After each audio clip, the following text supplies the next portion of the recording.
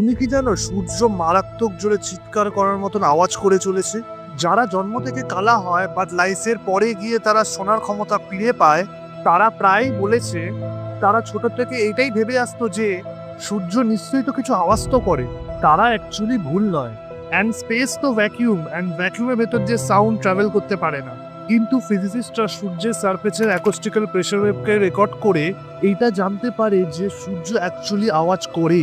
And সূর্য এতই জোরে আওয়াজ করে যে স্পেসে যদি ভ্যাকিউম না হতো তাহলে ওই সূর্যের আওয়াজ আমাদের পৃথিবীতে এত জোরে শোনাতো যে এখানে তুমি একটা ট্রেনের হর্ন যত জোরে শোনো তার চেয়েও বেশি জোরে। তো বিজ্ঞানীরা এই সূর্যের সাউন্ডটা জেনারেট করেছে। এটা শোনানোর আগে তোমাদেরকে বলে দিই যে সূর্য যদি এখন আমাদের সোলার সিস্টেম থেকে গায়েব হয়ে যায় তাহলে সেই সূর্যের লাইট আমাদের পৃথিবীতে আসতে 8 মিনিট লাগবে। তো তোমরা বলো বন্ধুরা যে তোমরা কি এমন ভিডিও চাও যে ভিডিওতে আমি বলি যে সূর্য যদি আমাদের সোলার সিস্টেম থেকে চলে যায় তাহলে কি হবে আমাদের পৃথিবীতে অ্যান্ড সোলার সিস্টেমে? তো কমেন্ট করে জানিও আমাকে। চলো এবার শোনানো যাক তোমার ওই সূর্যের ভয়ানক সাউন্ড।